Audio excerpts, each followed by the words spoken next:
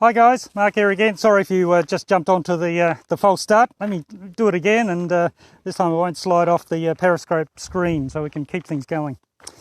This week's version, update, edition, whatever you want to call it, of the future of travel. We're just going to review what's been happening over the last week and look at the emerging trends as we do every week. So the summary of this week is very much about the two-speed economy that's occurring.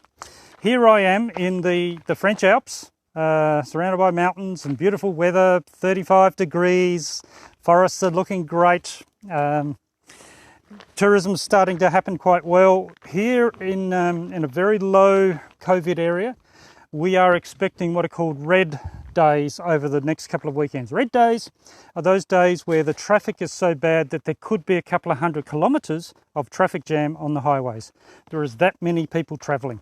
Quite a normal situation in Europe in the summer, particularly when the school holidays are on and everybody's getting out there during the end of July into August to really enjoy themselves in just stunning weather. Other parts of Europe not going so flash. You know, they've had a little bit of an outbreak, and the consequences from neighbouring countries and other parts of the world has sort of put them back onto either the no-go list, as in red zones, or maybe they're in a watch zone, an orange zone.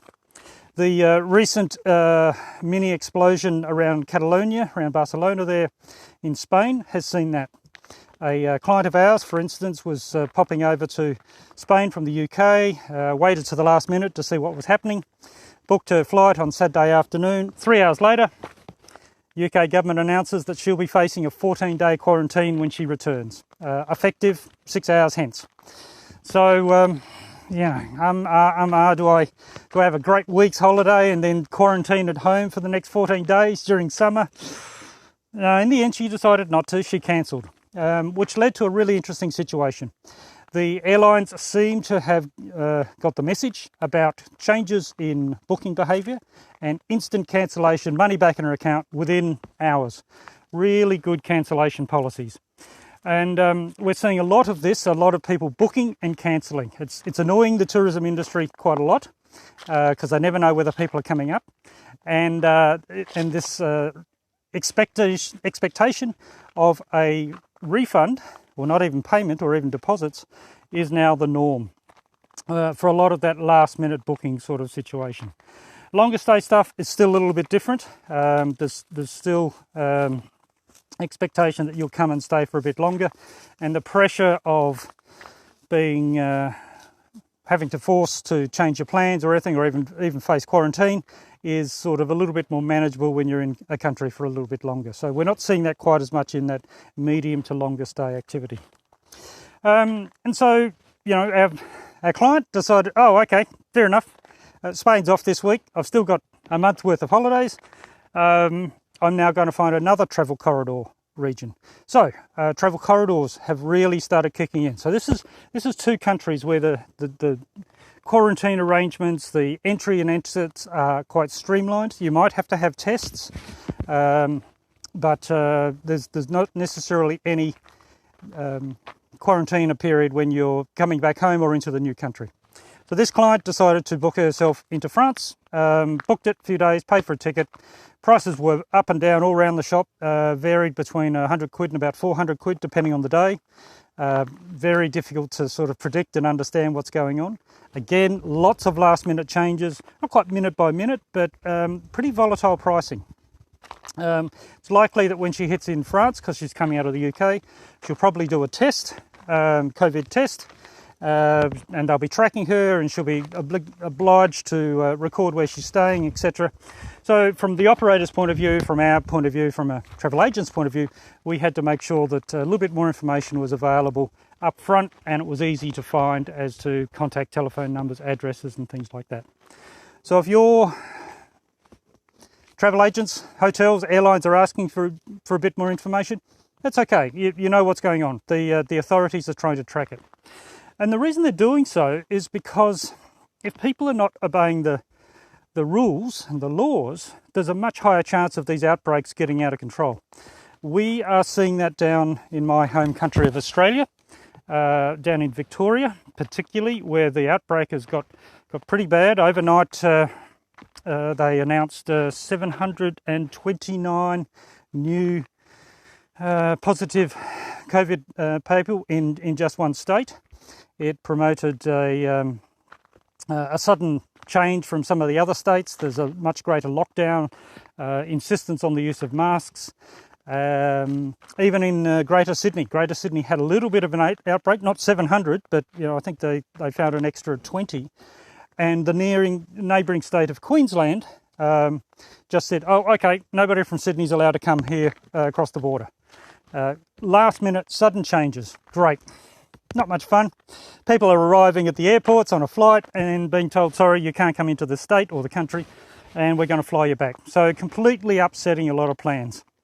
So that, for a lot of people, that's very unnerving. So a lot of those people are now staying home and staying close, or when it's a bit more stable, they're sticking with the travel corridor, country to country. So 2 countries involved, home and a neighbour, or another and back. 1 flight, no connecting flights and so forth. So that's going to become the norm. The drive holidays are working very big.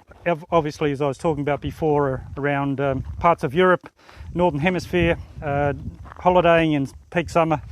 It's going to be another boomer year. The accommodation rates are still relatively low. Again, as we've been saying for the last couple of months, the regional areas, rural areas, natural areas, they're winning really well.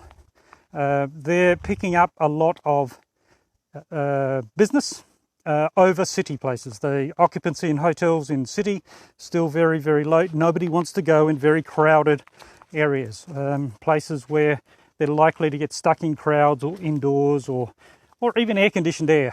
Air-conditioned buildings like the south of the United States has been actually quite a known area for spreading of the disease at the moment. But fresh air, nature, activity, healthy activities, they're really winning. So a lot of regional areas doing well.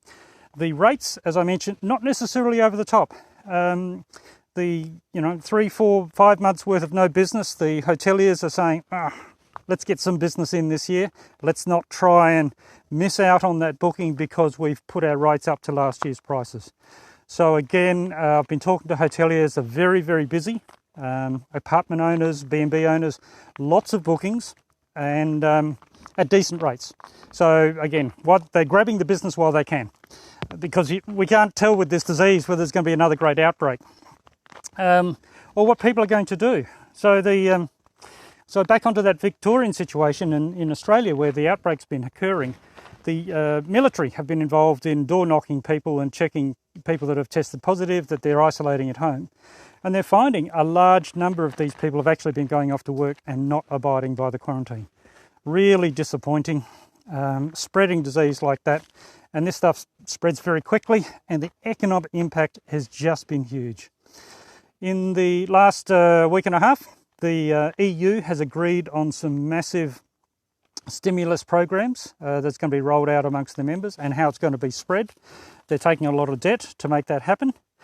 Understandably, you've got very different views from each of the EU countries about how that should be done, but they reached agreement and they're rolling out a lot of really interesting programs. A lot of startup programs as well here in Europe. Australia is actually rolling out some very big economic stimulus activities, and we haven't seen much out of the US, but it's an election year, so don't be surprised if the promises are going to get pretty big in the next couple of months. So the large one in Australia isn't necessarily around startups and new innovation.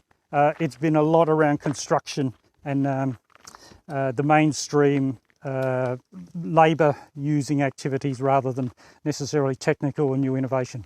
Again, as much as I love innovation and really think Australia needs a lot more of it, it's going to be tough when the borders are not open for maybe another couple of years. So it's going to be some tough times for many industries there in Australia. The other side that we are seeing is that there is a lot of businesses doing very well right now, particularly digital businesses, particularly those that service digital businesses. So a lot of freelancers have got a lot of SEO work happening, a lot of software development work, online marketing is now kicking into high gear. A lot of freelancers have a lot more work now than what they've had in the last couple of years. Nice to see. There's been a change of heart, a change of attitude, of operational procedures in many older term countries. When I say older term countries, here in France, they haven't used the internet that much for the last 20, 25 years, but now there's a lot more use of it. We can tell. Their Google Maps information's not up to date very well, their websites are wrong, their newsletter entries don't work, things like this. We see quite a lot of that here in Europe compared to what we'd see in the States or Australia or Asia. But all of a sudden, there's a lot more happening, a lot more tarting up of the technologies here in Europe, and a lot more people getting online, which is great because it's opening up opportunities, particularly for local purchasing, not necessarily purchasing from a long way away. Again, there's more of a green consumer feel here in Europe. They prefer things that are a bit more natural, biodynamic, less large-scale manufacturing. They don't necessarily like to see a lot of frequent flyer miles go in their purchases. So they're very conscious of the environment, and if they can buy local, they will. We've been involved in helping a couple of businesses get themselves going of late that are just focused on very much local manufacturing, local purchasing, and highlighting local artisans. So this is going to be a really interesting couple of years. If this trend continues, it's going to be a real boon for regional parts of the world, particularly artisans and marketplaces where you're getting very unique products. Maybe they'll continue to see a diversification of the factories. Last week, we were talking with a lady that works about 10 minutes down the road on a very small, unknown brand, Hermes. The ladies' fashion handbags, wallets and accessories. Very expensive if you don't know Hermes, but I think they start at about $15,000 for a clutch bag or a wallet or something like that, and not unusual to spend $100,000 on some of these things. There's a small factory 10 minutes down the road. Hermes source their cattle, their beef, not so much the beef, but the skins from cattle from this local area. In fact, the cattle graze in the paddock just to the side of me right now. And then they go 10 minutes down the road and get sewn into some of the most beautiful high-end leather, exquisite accessories that the world has to see and to buy. And so again, great to see a major international brand, luxury high-end brand, still using regional parts of the country for sourcing and its manufacturing. In this case, this lady I was speaking to was one of the sewers. She would sew up these bags and so forth, so very much an artisan sort of activity. So, there could be a big resurgence away from cities. We've seen prices, and see if we can pick parts of the world which are got a boom that's going to happen for some time. And there's other nomads, there's other communities that you can share and enhance your activity widely. That's all for me this week. Myself and my trusty Chief Happiness Officer sitting there waiting for me to head back. That's Dakar Dingo. It's enough for us this week. You know where to find us, Nomad Stays, and we look forward to seeing you again soon. Cheers for now.